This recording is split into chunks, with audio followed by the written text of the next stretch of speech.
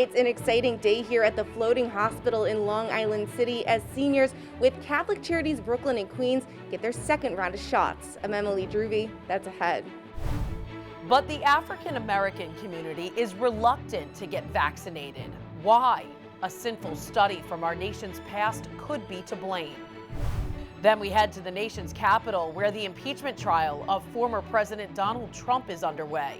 And for Catholic Schools Week here at St. Mels, the students are celebrating Career Day. And by the looks of it, their futures are just as bright as the school's is. The news starts right now.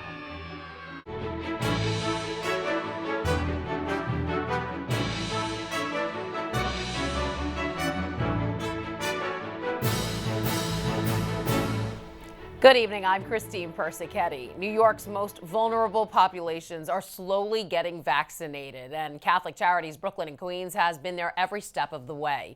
Currents News' Emily Druvy reports from Long Island City. It's a big day for Maria and her son and caretaker Adrian. After living in fear for almost a year, scared in the beginning, because nobody knew anything about the virus. They got their second COVID-19 vaccinations. We made it through. Inoculated, and they have a familiar face in the Diocese of Brooklyn to thank. Because of them, the Catholic Charities, we had this opportunity. Catholic Charities Brooklyn and Queens, through a partnership with the floating hospital, they've been vaccinating seniors from the residences and senior centers along with some caretakers, getting them highly sought after appointments, even transporting them there. 77 people have gotten their first round. A very important service, as Richard Slizeski of Catholic Charities Brooklyn and Queens explains, especially for the city's older population. There's so much anxiety out in the community, and one of our biggest goals was working particularly with our most vulnerable in a population that we work with. Seniors were on top of the list. According to the CDC, about 80% of COVID-related deaths have been in people over the age of 65. Moments like this providing hope. It's a game changer for people. When you have the vaccine, it puts you in a different place. It's pretty exciting. It's great for staff, of course, when we started doing vaccinations to know that there was potentially some relief on the horizon. But it's even better to see patients coming back in, having tolerated the vaccine pretty well, and just their excitement. Catholic Charities will continue to give their seniors a shot at good health. They'll be bringing people here for the foreseeable future. They've got more scheduled for this week. In Long Island City, Emily Druvy, Currents News. If you want to get in line for your shot and have comorbidities or other underlying conditions, Governor Cuomo is saying yes, but not without proof. Local health providers will require proper documentation, like a doctor's letter, medical information that proves comorbidity or other ailments, or some form of signed certification. Some key conditions include cancer, kidney and pulmonary disease, asthma, heart conditions, and severe obesity. Those who qualify can start getting vaccinated on February 15th. As the state pushes for more vaccines, President Biden continues to focus on his $1.9 trillion COVID relief bill, even as his predecessor's impeachment trial gets underway. On Monday, House Democrats advanced a child tax credit expansion as part of the package, upping payments for children ages 6 to 17. The full benefit would be available for single parents making up to $75,000 per year and couples earning up to $150,000. The White House is pushing to get the bill done before March 14th, when federal supplemental unemployment benefits expire. While the impeachment trial of former President Trump may be the talk of Washington, the current administration's strategy is to stay silent on the proceedings. Nadia Romero reports from Washington as the trial gets underway. A history-making moment. Hear ye, hear ye, hear ye. Donald Trump is now the first president to face a Senate impeachment trial twice. The Senate will convene as a court of impeachment against Donald John Trump, former president of the United States. Trump's title, former president, front and center. House managers and Trump's team of lawyers debate if the trial itself is constitutional. Presidents can't commit grave offenses in their final days and escape any congressional response. The impeachment articles I think, are unconstitutional because the president is in Florida. He's not in office. The single charge, incitement of insurrection, stems from the deadly chaos at the Capitol. A month later, barricades and troops stand guard outside as senators turn jurors, hear arguments, and watch video inside from the place they were forced to flee. We were all witnesses. Just like the impeachment proceedings in the House, the Senate trial is expected to be fast. House impeachment managers hope for conviction and the opportunity to ban Trump from ever seeking federal office again. I don't think President Trump will be convicted. Especially since it will take a two-thirds majority, 67 senators, to convict. Some Republicans say the trial is a distraction from a bigger priority, the pandemic. How many people are going to get vaccinated because of this impeachment trial? None. In Washington, Nadia Romero, Currents News. The state of Georgia is looking into former President Trump's phone call with its Secretary of State over the vote count there. All I want to do is this. I just want to find 11,780 votes, which is one more than we have. That call was made in January. The Office of Georgia's Secretary of State, Brad Raffensperger, has now started a fact-finding inquiry. This as the District Attorney of Fulton County, Georgia, decides whether to begin a criminal investigation of her own. Partisan divisions are nothing new among lawmakers, but Republicans and Democrats on Capitol Hill are coming together to recognize the contributions of Catholic schools. U.S. bishops are welcoming the bipartisan resolution, which has taken its first step towards becoming law. The resolution says Congress supports the dedication of Catholic schools toward academic excellence and expresses support for the goals of National Catholic Schools Week. For Catholic schools in the Diocese of Brooklyn, it's the year of renewal, and St. Mels Catholic Academy in Flushing is taking that sentiment to new heights, working to rebuild the school they thought would be closed forever. Currents News' Jessica Easthope has the story from Flushing.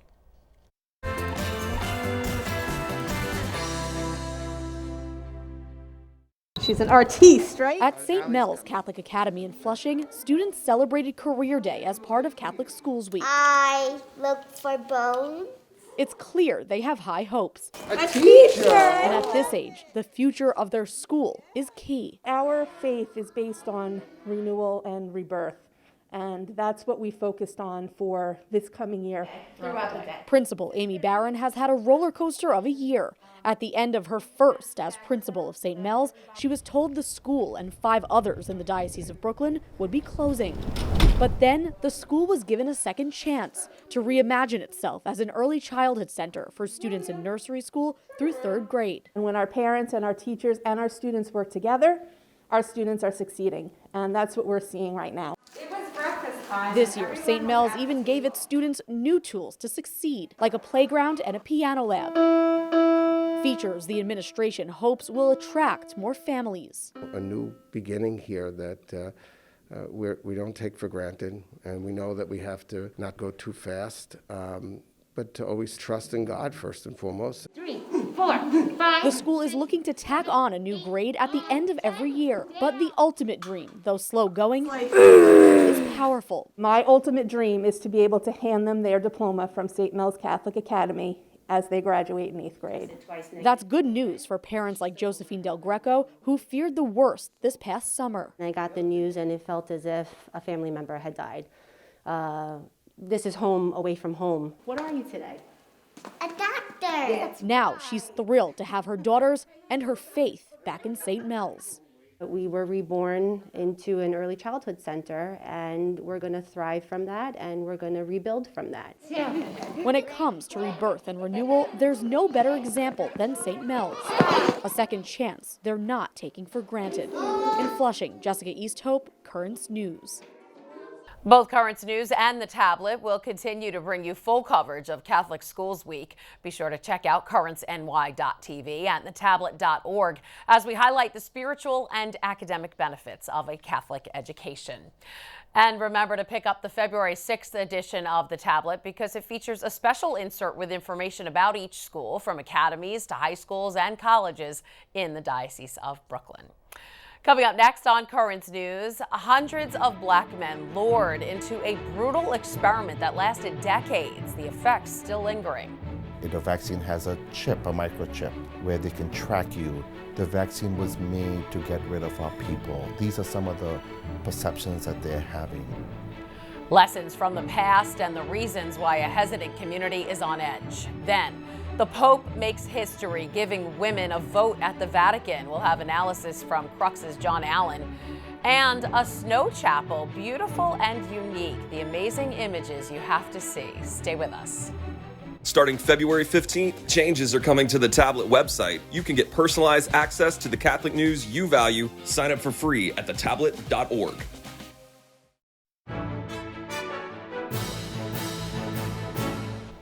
As we continue to honor Black History Month, we want to take you back in time to one of the most infamous bioresearch studies in American medical history. Its effects on the African American community, many experts believe, is contributing to higher rates of COVID hospitalizations and deaths. Currents News' Jessica Easthope examines some of the reasons why. It's a shameful and lasting legacy, decades in the making. The Tuskegee syphilis experiment. One of the most prominent, but certainly not the only example of unethical studies on people of color. Historically, they have been vulnerable and taken advantage of in research and in science. In 1932, hundreds of Black men with latent syphilis were lied to, lured into an ongoing government-led study with the promise of free health care. Instead, they were used and abused by medical professionals, never told about their diagnosis or treated, even after medicines had been discovered. So is it any wonder that today, in the midst of a global health crisis, there's a lack of trust that's proving deadly? Black Americans are dying at nearly 3 times the rate of white Americans, but only 38% of Black adults are likely to want the vaccine, when now nearly half of all American adults are on board. In this case, with the pandemic, Harlem Gunnis is the director of public health for St. John's University. He's studying the effects of the pandemic on communities of color. throughout history, we're seeing similarities with the disparities of the infection. And we're also seeing disparity in its perceptions. So history is repeating itself over and over again. That history has led to misconceptions and mistrust. It's known as the Tuskegee Effect. The vaccine has a chip, a microchip, where they can track you. The vaccine was made to get rid of our people. These are some of the perceptions that they're having. This time around, government officials are determined to not let that happen again. We just injected over close to 900,000 people. And if you go to the city and state and say, well, how many of them are black and brown? How many of them are New Yorkers? We have it, but it's on a hard form. That's unacceptable. One way to combat those notions is with facts and information. Okay. Brooklyn Borough President Eric Adams joined city leaders in demanding a digital database that shows the disparities in vaccine access and distribution be created. We should have been on the ground using incredible messengers, faith-based institutions, and saying, how should we be communicating to this constituency their reluctancy to take the vaccine. For government officials across the world. At St. Martin de Porres Parish in Bedford-Stuyvesant, Pastor Father Alonzo Cox feels responsible to make sure his parishioners are as informed as they need to be. And I think if the vaccination is going to help slow the spread of, or even stop the spread of this virus, I think that would be the best interest for this parish community. But the sins of the past still linger in the minds of many. Like lambs among wolves. At St. Matthew's Parish in Crown Heights, Pastor Father Frank Black says his own skepticism is preventing him from telling his parishioners outright they need the vaccine. I can't tell them to get it because I'm not sure if it's safe. All I can say is I'm going to take the chance and get it when I can.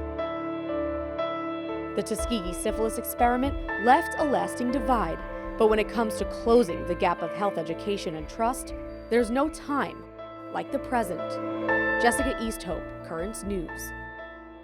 Examples like the Tuskegee experiment, just one of the reasons why it's so important to fight racial injustices within the medical community.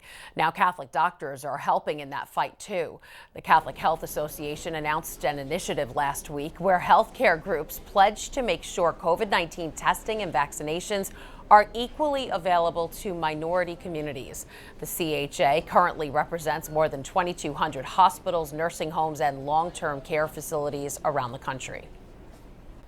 The first woman has just gained the right to vote at the Vatican. Pope Francis named Xavier missionary Sister Natalie Becourt the undersecretary of a major Vatican office, and she will be the first woman able to vote at a meeting of the Synod of Bishops. John Allen, editor at Crux, joins us now from Rome to talk about the significance of this. And John, this sounds like a big deal, letting a woman take part in key decision-making for the Catholic Church. Until now, as you know, only bishops, a few priests, and brothers had this privilege. So, is this just symbolic? What does this mean for women? No, I think it's beyond symbolic, for sure. I mean, listen, Pope Francis from the beginning said, when people would raise the question of women's role in the church, he would say, well, look, the issue of ordination to the priesthood is not on the table. That door was closed by St. John Paul II. It's going to remain closed. But I, Pope Francis, want to empower women in every way possible short of ordination to the priesthood. Now, that is lovely sounding rhetoric, but, for 8 years, people have been asking sort of, where's the beef? That is to say, how are you actually doing that? Now, this issue of voting rights at the Synod has been one of the places where the rubber meets the road, because during the last Synod of Bishops, there was a good deal of criticism that while several members of the umbrella group of superiors of women's religious orders were invited to participate, they couldn't vote while their male counterparts could. And, you do not have to be ordained to vote in a synod. There's no requirement for that in canon law. People were wondering, why is it taking so long? Well, in any event, now it has been done. Now, of course, she is one vote among 240, 250, but nevertheless, it's significant. I was going to ask you that. Do you think, is this just the beginning? Do you think a door is open for the possibility that more women will be able to vote? Sure. My guess would be that this is a precedent. Probably the next time there is a Synod of Bishops, there will be an active discussion as to whether the superiors of women's religious orders who are invited to participate, whether they should have the same voting rights as their male counterparts. And given the fact that Sister Natalie will be voting, there really is no compelling argument as to why they shouldn't be able to do it. And we should also note, Christine, that this is not happening in isolation. The same week that Sister Natalie got named to this gig, the Pope named an Italian lay woman, a lawyer by the name of Katia Samaria, to the very important position of the promoter of justice for the Vatican Appeals Court, which in effect means she is going to be the prosecutor for anyone in the Vatican, up to and including cardinals, who may at some stage be charged with violating the Vatican civil law. So it's, if you like, I know we just finished the Super Bowl. This probably isn't the right moment for a baseball analogy, but this is kind of a pontifical double play. Right. In 2019, Sister Natalie told Catholic News Service that her appointment as a consultant to the Synod was a step forward for women at the Curia. But she was convinced more progress would come, saying changes will come with the new generation as more and more young people, not only young women, but also young men, ask for women's equality. So what do you think about that? Are more men in the church as open to this as the Pope seems to be? Yeah, I think the answer to that is basically yes. Now, of course, it depends on the individual personality, but I'll give you my experience. In the Vatican, there tends to be a generation gap. What happens is you've got guys at the top who are in their 60s and 70s. You've got young, fathers and monsignori who are in their 20s and 30s who are just starting out. Speaking about those 20 and 30-year-olds now who are in the Vatican, who one day will be the guys running the show, many of them are later vocations. They have worked out in the world. They are very familiar with women as colleagues. Many of them are familiar with women as superiors. So there is a comfort level that is, I think, qualitatively new. All right, John Allen, editor at Crux. Thanks for the analysis. You're welcome, Christine. Still to come on Currents News, keeping a legacy alive despite the pandemic. What it means for these fans to never miss a Super Bowl. Catholics, Jewish, blacks, whites. Sports brings people together, and that's what America's about. Then a look at how one campus ministry at Michigan Tech is taking outdoor mass to the next level. That story coming up. Do you have a story idea or want to share a tip? Email us at newstips@desalesmedia.org or call our 24-hour number, 718-517-3122. We'll be right back.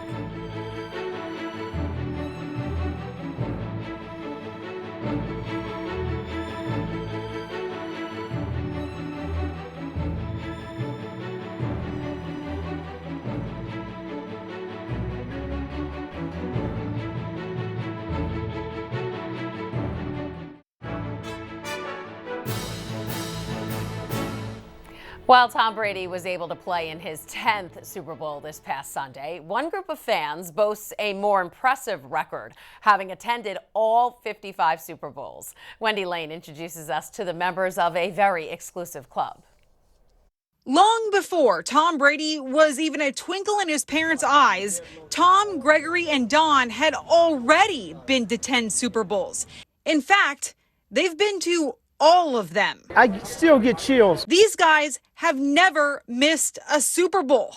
And that's what they call themselves, the Never Miss a Super Bowl Club. It's an expensive hobby. Yeah, but it's still like the coolest club ever. It was so much fun going to these different cities. And it all started back in 1967. Tom Henschel still has every single ticket. First three were $12. You heard right, $12 a ticket. The NFL has a little bit different inflation schedule than I do. Don Chrisman is from Maine. He's 84, and this is his 55th Super Bowl. My wife attended 28 of them. Then it became a little expensive to bring her along. Chrisman says it's not just the price that has changed in 55 years. More recently, everything has to be done on a magic phone, and I don't do well there. Luckily, his daughter helps him with that stuff. For 81-year-old Gregory Eaton, he loves how the game brings us all together. It brings people together, Catholics, Jewish, blacks, whites. Sports brings people together, and that's what America's about. Some of the members have passed, but the tradition of the coolest club there is lives on. It's as much about the friends and the reunion as it is about the game. I love that magic phone. That was Wendy Lane reporting. The members haven't officially said they plan to travel to LA for Super Bowl 56, but you can bet they won't miss it.